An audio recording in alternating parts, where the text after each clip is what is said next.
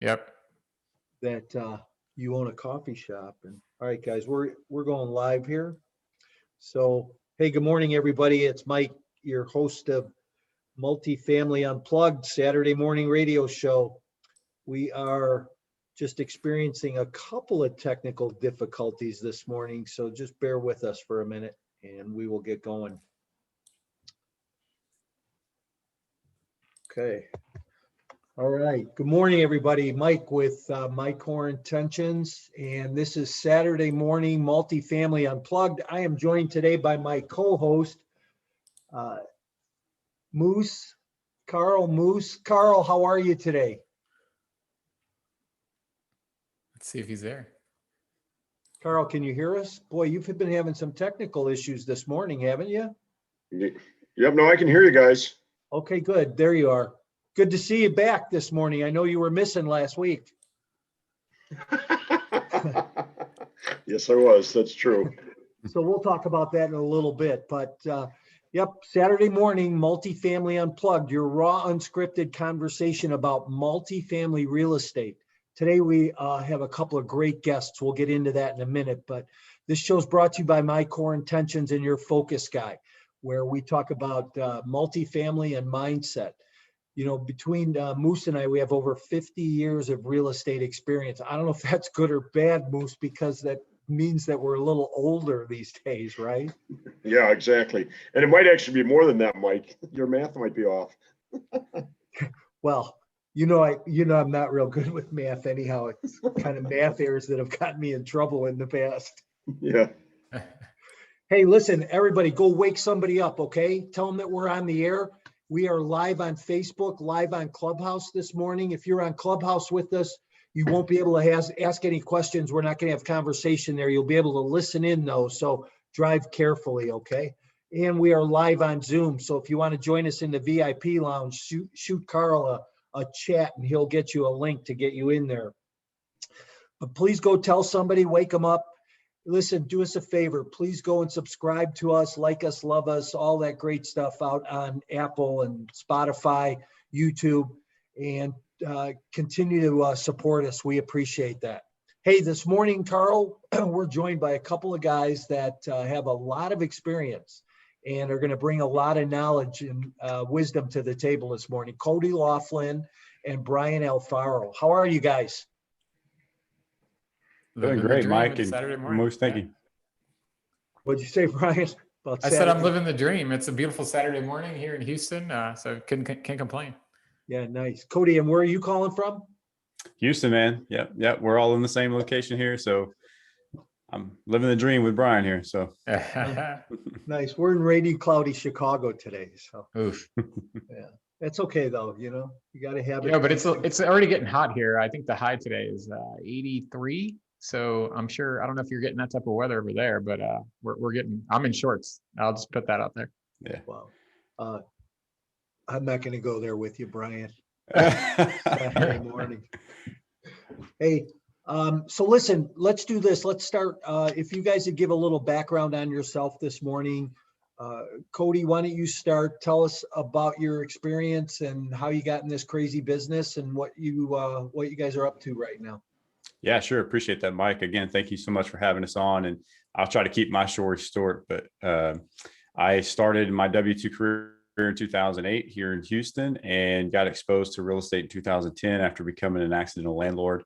Around that time, read Rich Dad, Poor Dad, and like most of everybody else, a light bulb went off in my head and, completely changed my professional trajectory. Instead of trying to pursue the corporate ladder, started pursuing real estate entrepreneurship. And over the past decade, I've been spending a lot of my time and efforts in pursuing real estate. And I've took some detours along the way, chased some business ventures I probably shouldn't have chased and, learned some expensive lessons along the way. But nonetheless, real estate has always been my passion. And, as I was investing my time and effort into mostly single family, I realized that it was just a really hard model to scale, and it really wasn't going to help me achieve my financial goals, which was to get out of my W-2 sooner than later. So made a transition to multifamily, which we've been exclusively focusing on since. Met my partner, Brian, along the way over the past 2 years. We founded Blue Oak Capital earlier last year. And again, our exclusive focus is existing multifamily assets here in Texas, Tennessee, and Kansas City. So, well, welcome this morning. I can't wait to dive in and get to know a little bit more about some strategies and systems. I know you guys are filled with those. So, hey, Brian, how about you? Want a little background on you? Yeah, absolutely. Appreciate it again having us on the show. My story started in 2018 as far as real estate goes. My wife and I had just bought our first house, and I'm the type of guy who, when I dive into something, I like to read a bunch of books about a topic. Go down the whole rabbit hole as much as I can. And all the books that I was reading were talking exclusively about how to buy your first house, but there was always a little piece in there about real estate investing as well. And then I was very fortunate to be surrounded by a person in my life, my business partner at another business venture that I have, which is a coffee shop. I had seen him, Hey, that's crazy, right? I mean, we always say, grab your coffee, sit back and enjoy the ride. Did you bring coffee? I've had plenty this morning, so I don't have one in front of me right now, but I was really surprised yesterday when I heard that. That was funny. I didn't mean to, I did mean to interrupt you. So go ahead. Sorry. No worries at all. But so I was seeing my business partner in that venture having some success in commercial real estate, picking up some small retail and some other used properties. And, he's always kind of nudging me to look into real estate as a tool to slowly build your wealth. Cause it's definitely not a, overnight get rich quick scheme, right? Which we can all attest to. But so I started looking into real estate, and this was 2018, and I was actually on a trip by myself in Park City, Utah, doing some just self-reflecting by myself. My wife allows me to take one trip a year by myself to kind of just work on myself. So I was doing that, and on that trip, I took as Cody likes to call, the Purple Bible with me, which is the Rich Dad Poor Dad book, and some of the other books in the ABCs of Real Estate Investing by Ken McElroy, and some of his other books, and just sort of decided that I wanted to spend a lot of my time and effort focusing on real estate along with my other business ventures. And I had a very limiting belief, which I know you guys probably talk about mindset a lot, but my limiting belief was, I didn't know anybody really with a real estate background, minus my one partner who was doing some things here and there. My parents are lifelong renters. It was always a goal to buy a house, which I had just accomplished, but I didn't really know what to do besides that. So I was telling myself all the things that you sort of tell yourself when you're new at something. You don't have enough money, you don't have enough experience, you don't know anybody in the industry, you're not experienced enough. So because of that, I started small and decided to focus on single families just because I had those beliefs. But after doing that for 12, 18 months, give or take, I realized that for me personally, not that I don't think it's a tremendous wealth building tool, especially right now, if you can find a good deal, it just didn't match my personality. I was looking to scale. I was looking to put the phrase used earlier, systems in place. I was looking to also really work with a team. The thing that I noticed the most about single families that was hard was it was a lot of, everything was being done by yourself. You're looking for your own deals. You're trying to, negotiate them. You're trying to close on them. You're trying to rehab them. You're trying to refi. Everything's a one-man show, right? And I just didn't see the scalable model, working for me. So 2019, early 2020, right before COVID, started thinking bigger and thinking about crushing those limiting beliefs, and started looking into multifamily. Eventually met our third partner, John, at another multifamily boot camp. Ended up joining a mentorship group, partnering with Cody and John here after deciding, we all had mutual interests. And now here we are here in Houston, looking at deals in Texas, currently working on a project right now, a 240 unit here in Houston, and then sourcing several other opportunities as well. Nice. Good for you guys. Boy, I'll tell you what. And Brian, I just have to say, you said a lot of things there this morning that we could really unpack, but he likes to talk a lot, Mike. That's right. Hey, listen, and like I say, Saturday morning, we have no script, right? This is raw. We're going to find a couple of rabbit holes and dive ourselves into them. But so that's good. But let me just do this real quick. Hey, everybody. Welcome this morning. This is Multifamily Unplugged. If you're joining us on Facebook and you have a comment, you want to ask Cody or Brian a question, please type it in the chat. If you are on Clubhouse joining us this morning, this is that'll be listen only mode. And then if you're on Zoom and you have a question, use the chat. Hey, Moose, are you out there? Oh yeah, I'm still here. No, I'm listening. Okay, good. Your picture's dark, and I don't know where the heck you're at. This is this would be a great picture for social media if we could take one, but you're not here. Yeah, I know. I don't know what's going on with my camera, but I need to read a book. No, you guys said some great things, Robert Kiyosaki, his book's great. Mike and I are both really into, leveraging other people and really, studying, becoming a student of the game that we're playing. I think that's really important. And then the other thing is partnering. I mean, it's so important. I agree with you 100%. I never did any single family. I was always a multifamily guy, and I always had partners in every deal that I did. And picking the right partner is a really important thing too. And making sure that you're on the same page, that you have the same goals, that you're looking at the same time horizons, that you're aligned with what your personal and professional goals are so important. So it's really great to see that you guys you stepped outside your comfort zone. You learned from other people. You read. You got mentored, and you guys you're on the court. You're playing the game. So it's really great having guests like you that are doing that. Well, we definitely appreciate that. And my message to people is, especially as of late, is listen. You got to follow the script. There's no reason for you to go out there and do this business on your own and try to recreate the wheel, right? I mean, there's a ton of valuable resources out there. There's a ton of other successful industry leaders in this space that are willingly giving, their framework for success, and they're laying it out for you. And we live in this digital age where everything is so readily available at your fingertips. All you got to do is just take the time to look and study and then apply, what you're learning. And so I think if for anybody out there, if you're just getting started, again, just follow the script. It's and that's really how we built our business. And I know for myself, I spent the greater part of those 10 years, learning a lot of hard lessons on my own. And so it wasn't till getting that focus and getting that really narrow vision for what it is that I was trying to achieve. And then meeting Brian and John and forming our team, that's where like the success really accelerated. So yeah, again, just follow the script.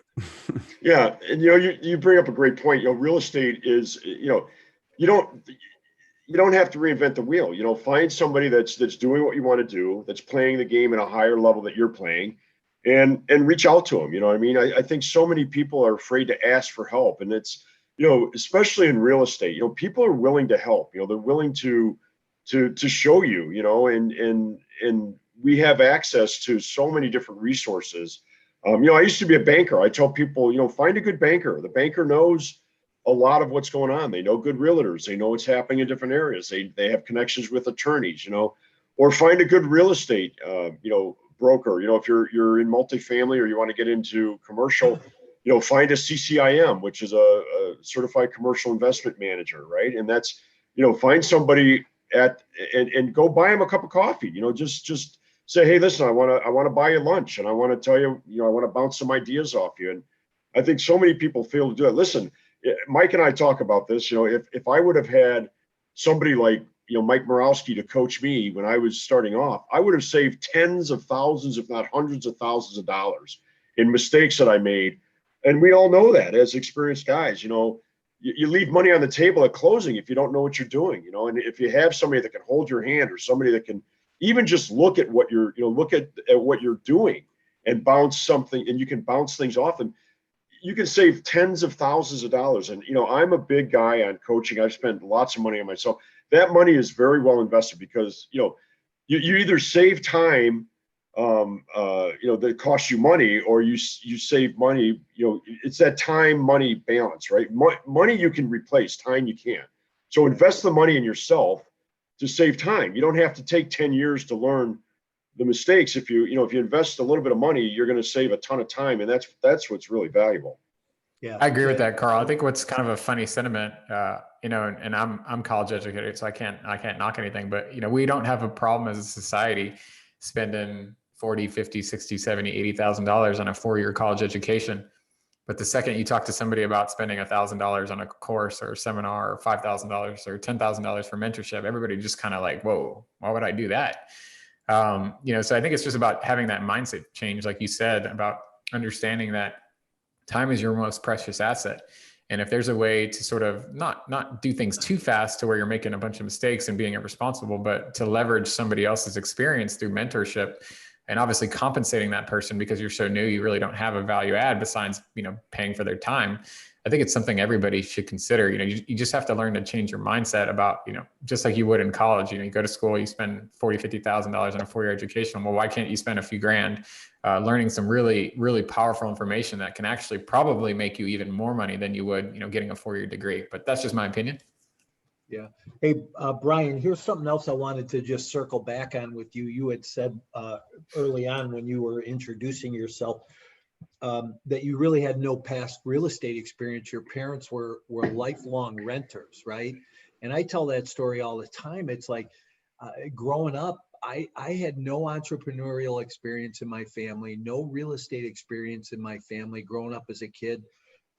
Matter of fact, when I first learned about real estate, I think I was 8 years old, sitting on the side of a pool on family vacation, asking my dad about all the rooms at the hotel, and him trying to explain to me how people came there, paid money to the owner, and right then I knew I wanted to be the owner, receiving the money, right? But it's interesting how you wind up in real estate not having any of that entrepreneurial experience or any of that background. And then on top of it, in real estate, and you own a coffee shop, and, it's really interesting how your life can, where you gain exposure and your life changes.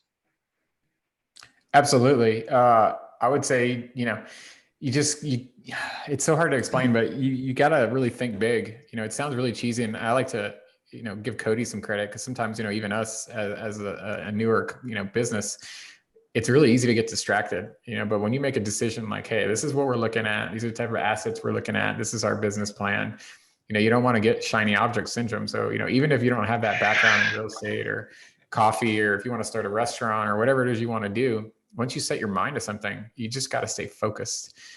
Surround yourself with people that are already doing what you want to do, that have already been there, and that have, have those bumps and bruises and those battle scars to kind of show for it, and just go find a way to add value to them. And that's where we've been able to find success in our business early on.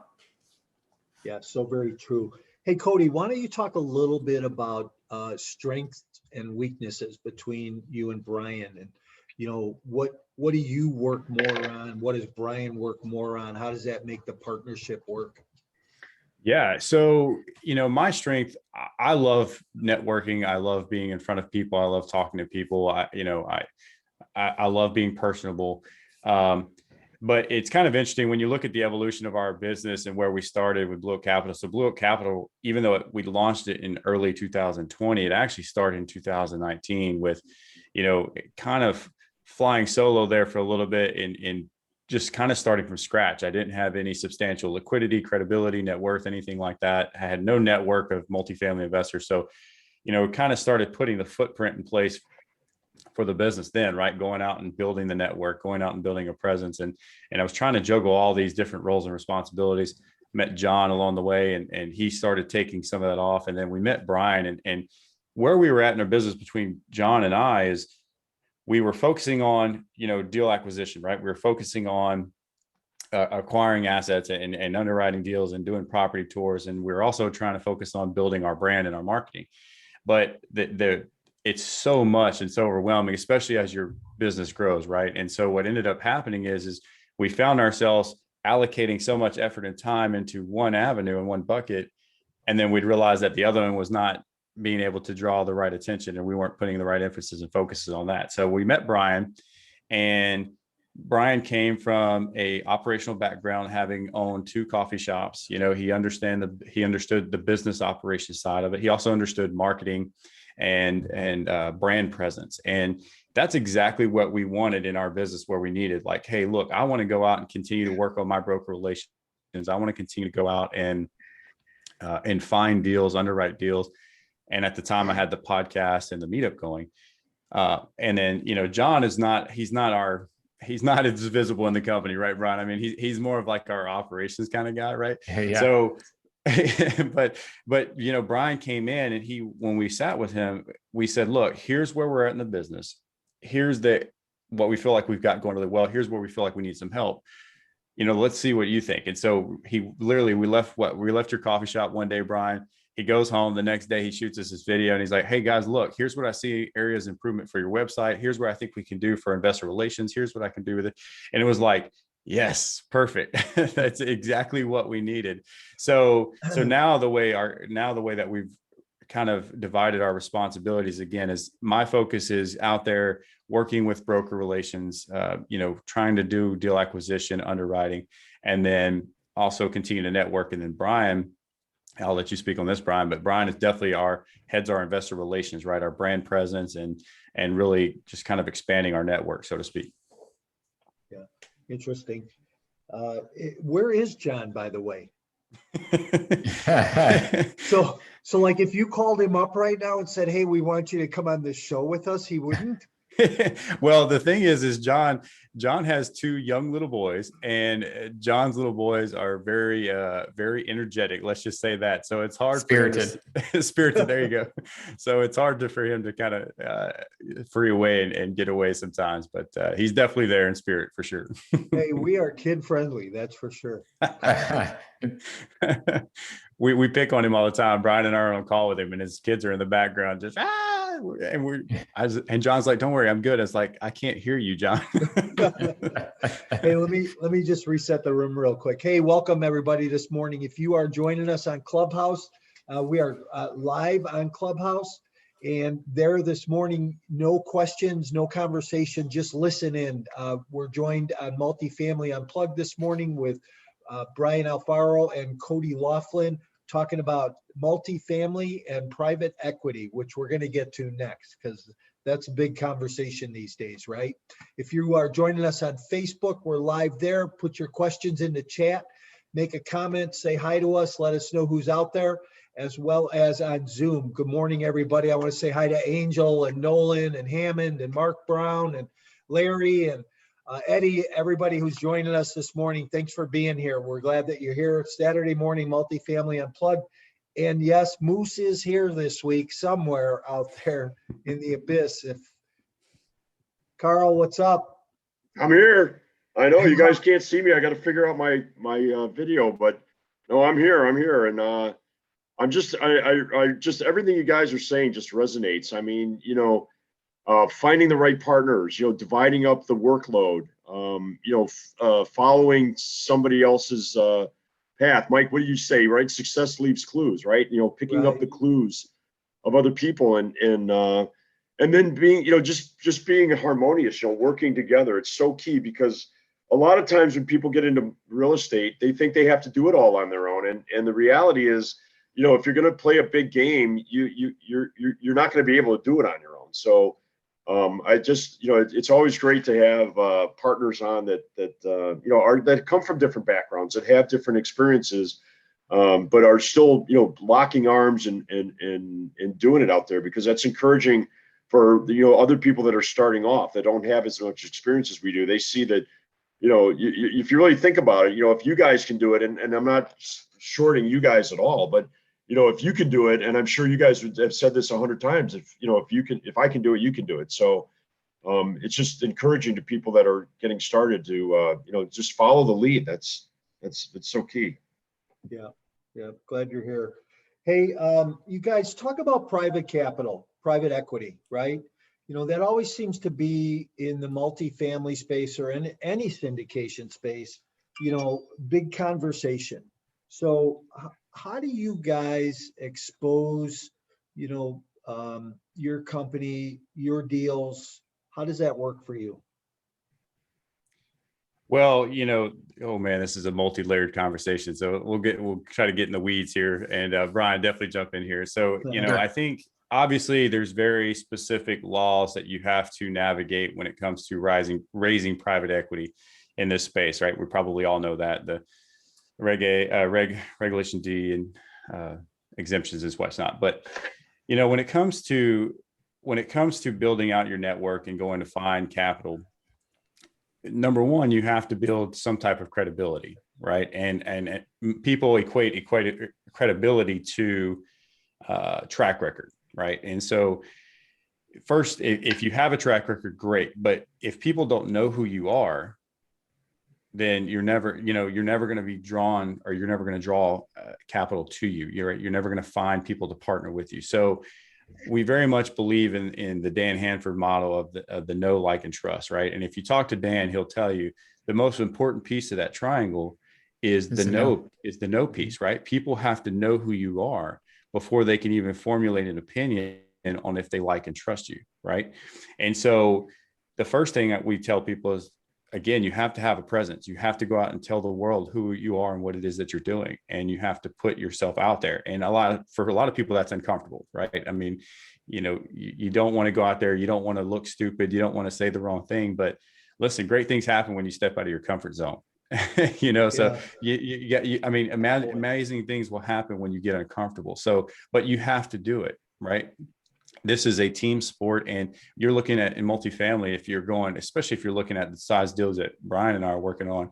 I mean, you're looking at 60, 100, 200 units. You're looking at $10, $20 million deals, unless you're sitting cash rich, which most of us probably are not. You need help, right? You need to go find those partners. So I think it starts with building your brand presence and telling the world what it is you're doing. So I just a couple of quick comments. I think that even capital aside, you need human capital too. You need other people's energy, experience, knowledge to be part of what you're doing, right? That goes back to building your team, building your network. But how do you reach out to somebody new? Say you've gone through, and I don't know that we ever go through everybody we know or come in contact with and talk to them about equity, or hey, we're doing this real estate deal. But how do you go about meeting somebody new today? Well, I'll tell you, COVID was a blessing for us because before COVID, right, everybody was going to live meetup events, right? You'd go to networking events and either in your local area or maybe go to a national conference, whatever the case may be. Most people, I'd argue, are meeting people face-to-face in networking events, which is great. That's a great way to meet people. I prefer meeting people that way. I love being able to shake hands and just get to see people's nonverbal cues, right? But when COVID happened and forced everybody into this funnel of being stuck at home behind their computer screen, everything went digital. For us, that was an absolute blessing because we were attending everything online, and it was so convenient because you could just sit behind your computer screen at any point in the day and attend a conference that had 100, 200 people. And people were sharing their email contacts, right? They're sharing their contact information. So it's one thing to see that, but most people don't. What they fail to capture is they don't follow up. So what we did is we really made sure we captured all of those lists, all of those contacts, made sure to keep them in our CRM, and then we started following up. And I don't know, Brian, what would you say? I mean, there was a lot of them that we didn't get to connect with. Some people never responded, but guess what? They're still in our database. They're still getting our newsletters. They're still getting our email blasts. They're still getting up to dates on what we're doing in our business.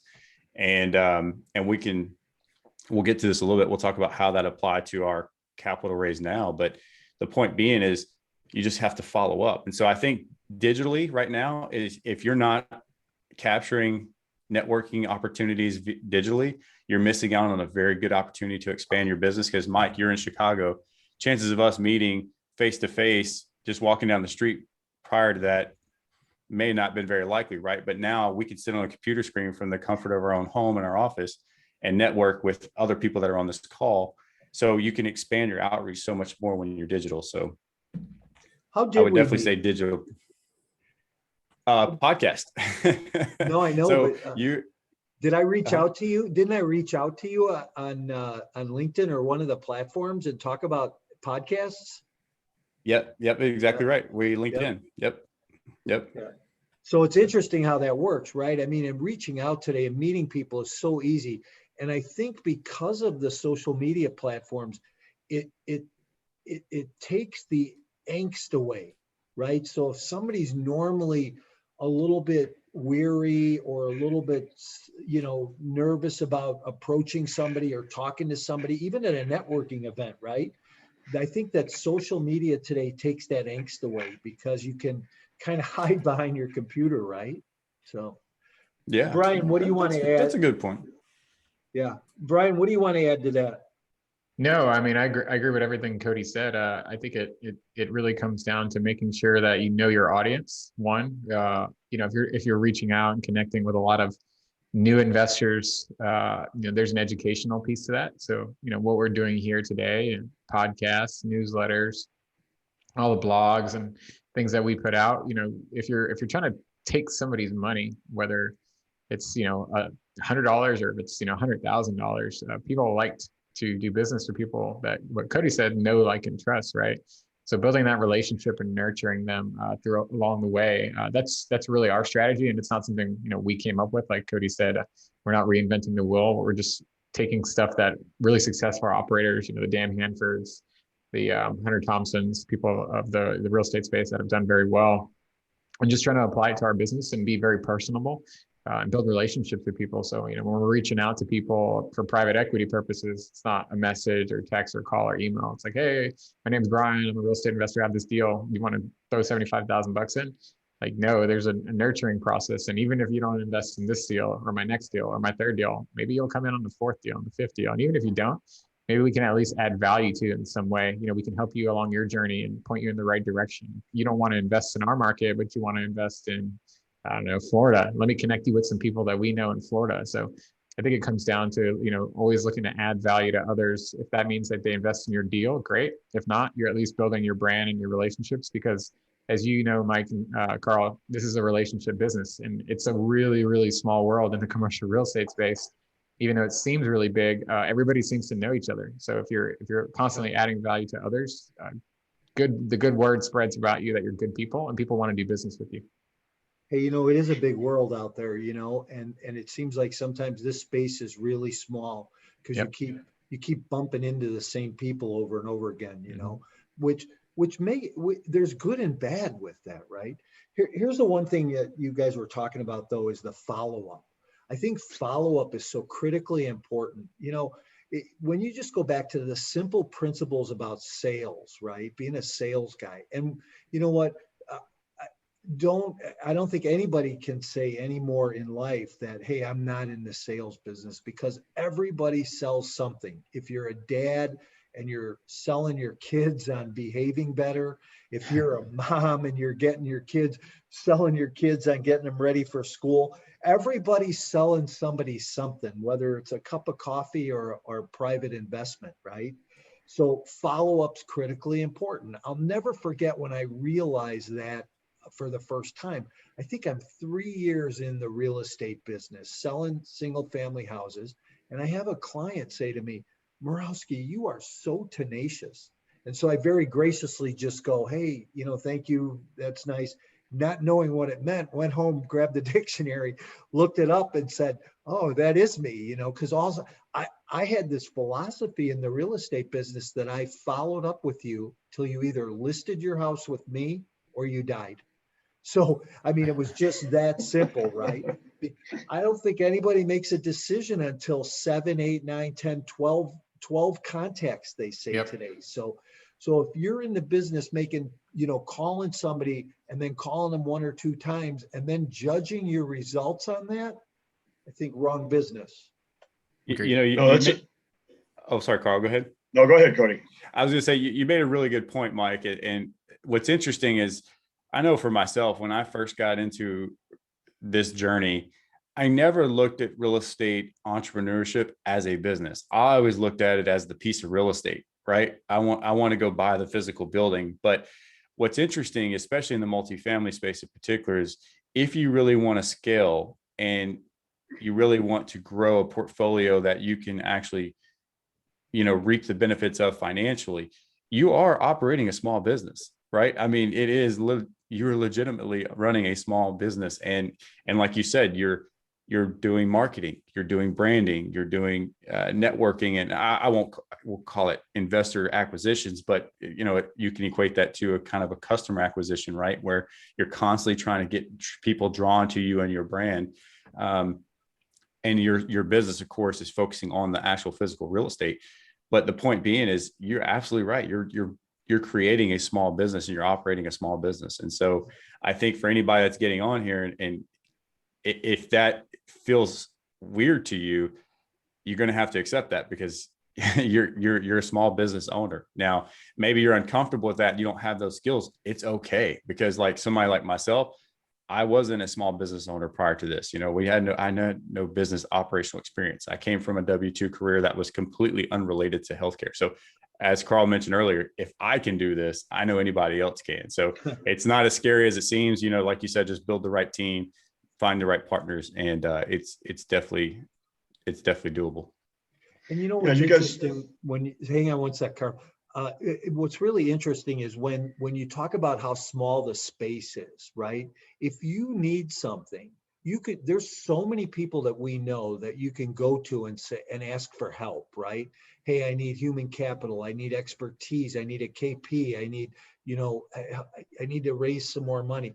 There's so many people out there. So I don't think that anybody needs to be in this today by yourself at all anyhow. Go ahead, Carl. I'm sorry. no, I was just going to say about the comfort zone. You know, it can be uncomfortable. You know, and if you're listening to the show and it's, you're not an extrovert or somebody that likes to go and meet people and put themselves out there. That's what's required. You know, I mean, that's really what's required. And Cody, you make a great point. You know, a lot of people, if you're going to do this as a hobby, you're going to get hobby results. You know, if you want to do this seriously and you want to be in this business, treat it like a business. And there's going to be some things that are uncomfortable, and you're going to be required to step out of your comfort zone, go through the fear zone, learn and grow. And that's just part of the game. And it's not something you really want to embrace that, you know what I mean? Because you're going to grow along the way. Listen, Mike and I joke about the first contract. I love asking people, you remember the first property you bought? Most everybody remembers the first property they bought, right? And I remember when I wrote the contract, I think it took me 3 days to finally submit the contract. I wrote it, then I rewrote it, then I took out another one. You know what I mean? And it was uncomfortable. But now, as all of us can attest, it takes us 30 seconds to write a contract now because we've done it so many times, right? But that first time you write that contract, or the first time you go for a loan, or you're sitting in front of a potential investor, all your fears come up, right? And when you it's important to learn to move beyond those, and that other people have done it, and if they've done it, you can do it as well. And having partners that have experience is one way to get beyond that. And you brought up another point about your track record. A great way to improve your track record is partner with someone that's got a track record. If you don't have a track record, find somebody that does. Do a deal with them and leverage their track record. So those are just some of the things that are required for you to succeed in this business. Yeah, Carl, when you look at all the successful people in this space, if you listen to their backgrounds, you listen to their stories, you're never going to find one that just woke up one day with $100 million portfolio and just said, hey, life is great. I'm Grant Cardone today. It didn't happen that way. Everybody came from an everyday background. We all came from circumstances that were just average Joe, right? But the one thing that sets those guys apart from those who are not successful is exactly what you said. They didn't let fear hold them back. They broke through the barriers. They found the right mindset, and they just went for it. And granted, they made mistakes along the way. I mean, there's hard lessons along the way, and it's a tough business. I mean, let's be honest. I mean, there's emotional roller coasters. You're going to get your teeth kicked in, but if you just get back up and you just keep going, good things happen. And it just takes patience and perseverance. And the one mistake I learned when I first started is getting into this business thinking that things happen overnight. And I appreciate my distractions and tracing other business opportunities, and I call them shiny objects. What was so great in that experience, now looking back, is now when making this transition to multifamily, again, it's putting the blinders on. You can't deter me from what it is that we're going to do. You can't deter me from trying to chase other alternatives, because I know exactly who I am as an investor. I know exactly what I want to do and what I want to achieve. And now I have that discipline and focus.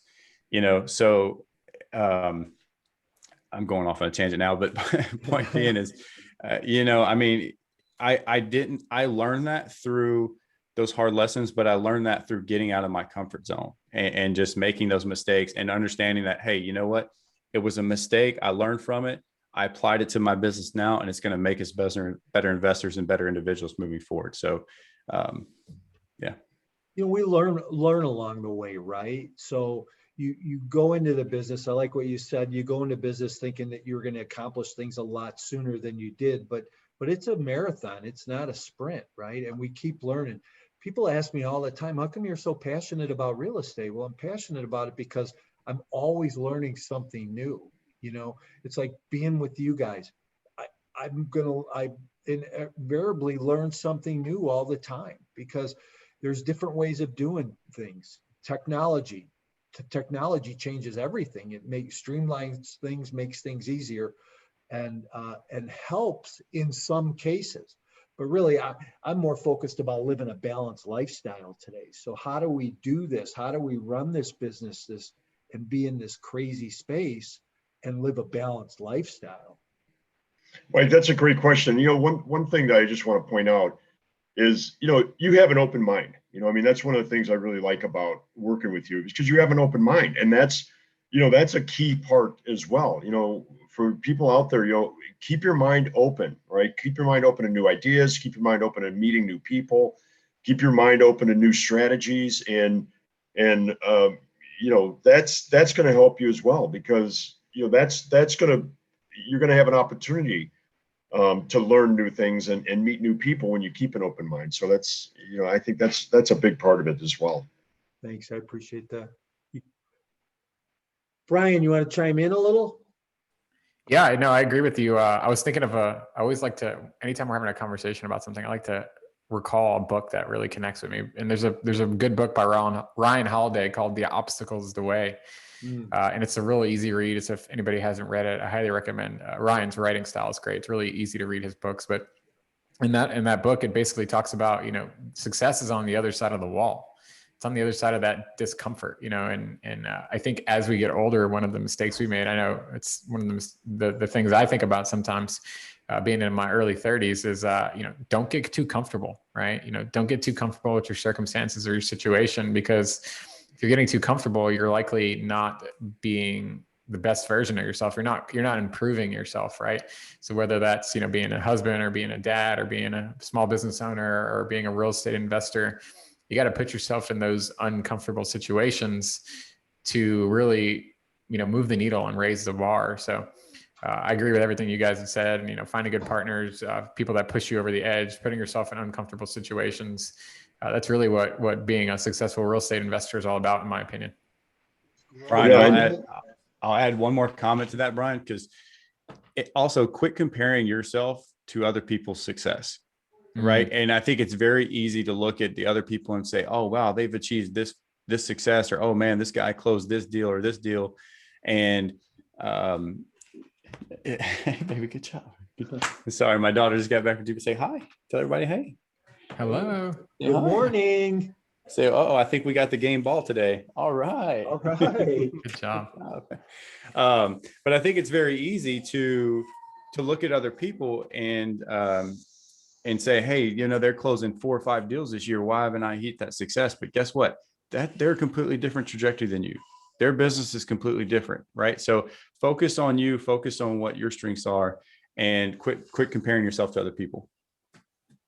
Yeah, that's really great advice, because I fell into that trap, and it stopped me, right? I mean, it just I got unfocused. I was no longer focused on what I was doing. I was looking at what other people were doing, and I missed opportunities. So that's really great. That's great advice. Unfocused. Don't get that confused with unplugged, please. Hey, listen, it is, it's late. It's 10:47, 10:48, guys. So we're kind of running towards the end here. Want to just see if you guys have any last thoughts before we start to wind this down. Go ahead, Cody. I'm waiting. Go ahead, man.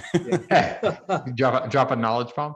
No, I mean, I know we just got on here to kind of chat generally about real estate, but just everything we've talked about is really important. So don't don't forget to think about your mindset. Constantly be working on yourself. Don't compare yourselves to others and where they're at in their journey. We didn't get to talk too much about systems and things of that nature, but always be looking to leverage your time, leverage other people's experience as well that are already in the game. And I think ultimately, don't be afraid to ask for help. That's really the thing that I enjoy the most about being in multifamily compared to being in single family previously, is the tremendous support system we have not only in our mentorship group, but also in the community.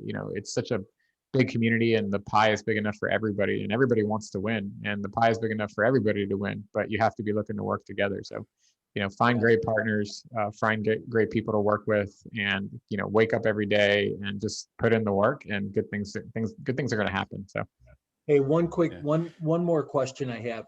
Cap rates are pretty compressed right now. Prices are really high. What do you guys see happening in the next 12, 36 months? It's going to stay that way. We're still going to see a very high level of aggression. I think we're going to remain in a very low cap rate environment.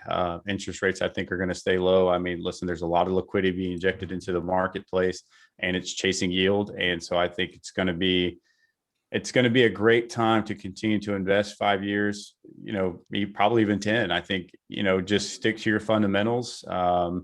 I think if you're newer to the space, and look, we put ourselves in that bucket as well, go sit at the table with those guys who are successful, that are getting deals that maybe you're not getting. And as Brian said earlier, find a way to add value to them, and ask the question, what is the area in your business you need help with right now?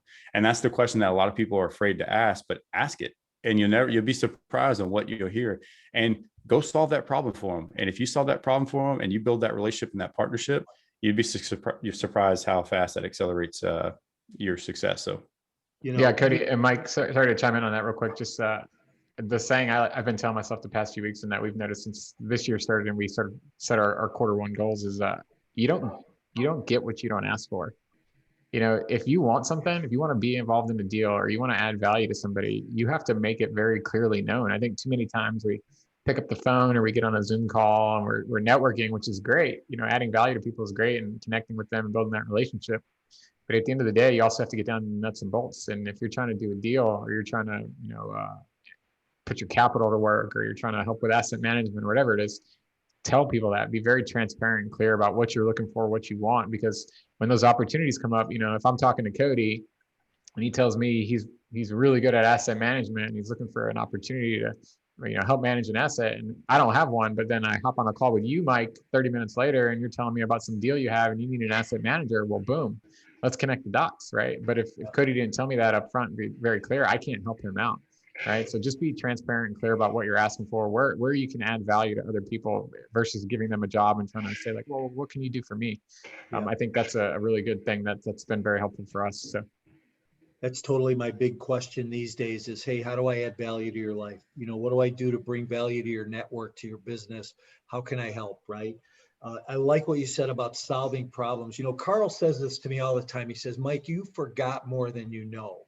And he's right, because people will say something and I'll go, man, I haven't thought about that in a while. But when you talked about solving a problem, I tell people, I say, look, if you can find the seller's problem and help them solve that problem, you're going to buy a deal. You're going to list a deal. Whether you're a sales agent, whether you're an investor buying a deal, find the problem that's going on and why the seller needs to sell, and solve that problem somehow for them. And you're put yourself in the way, right? So. And I just want to add, I know we got to go, but I just want to add one thing. For people that are starting out, you have value. There's something you can do. There's something you can bring to the table, right? A lot of people think real estate, oh, if I don't have the deal or if I don't have the money, there's nothing I can contribute. But, when you're starting off, think outside the box. What can you do? Can you go, can you go to help somebody find the money? Can you be a gopher to go find the deals? There's always something that you have that you can bring to the table. So, don't think that you can't get into real estate unless you're sitting on $100,000, because you can. And all of us know that. Yeah.